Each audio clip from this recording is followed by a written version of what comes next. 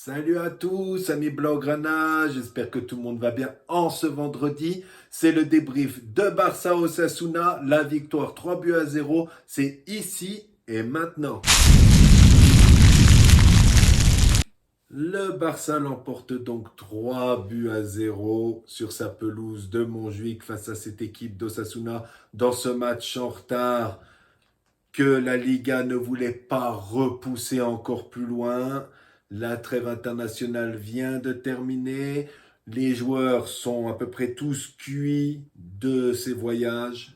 Et voilà, et tu ne pouvais pas compter sur tout ton effectif. Même Osasuna en paye les frais. Budimir, le Croate, revient de la trêve internationale aussi. Et puis sûrement deux, trois autres joueurs. Voilà, c'est une honte. Araoro et Koundé l'ont dit. Araoro l'a dit sur les réseaux sociaux et Koundé l'a dit face au micro hier soir. Il a dit nous ne sommes pas des machines.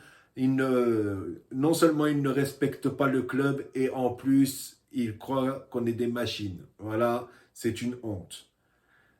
Voilà, il y aura encore un match ce week-end, dimanche à 16h15.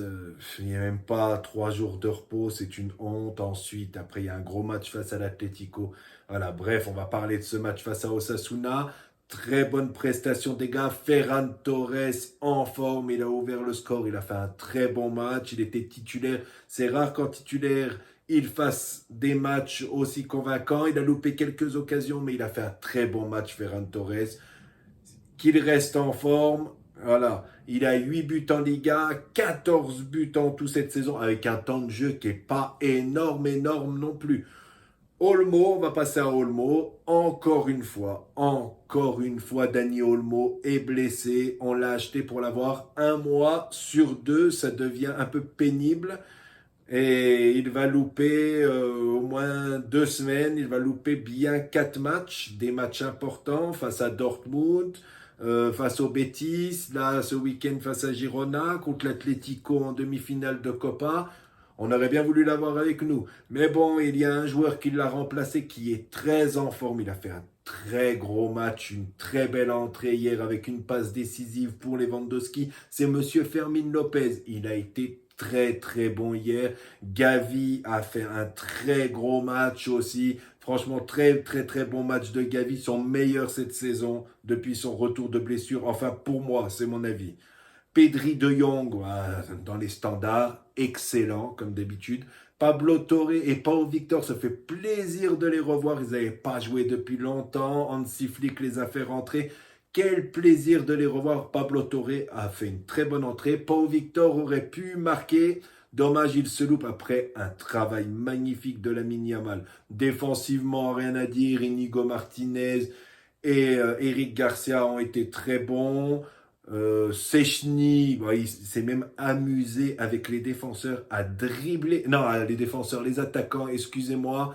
Il s'est amusé à dribbler à voir 2 attaquants avant de dégager le ballon. Il est complètement fou, ce gardien. Mais sinon, il n'a pas eu grand-chose à faire sur le match.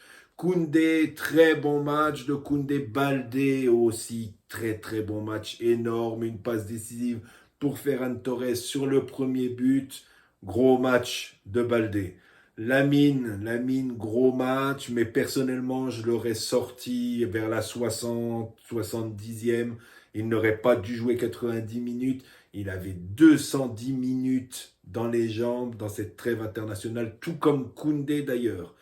Voilà, j'ai fait le tour, je pense. Dites-moi ce que vous avez pensé de ce match. Rendez-vous ce week-end pour Barça-Girona.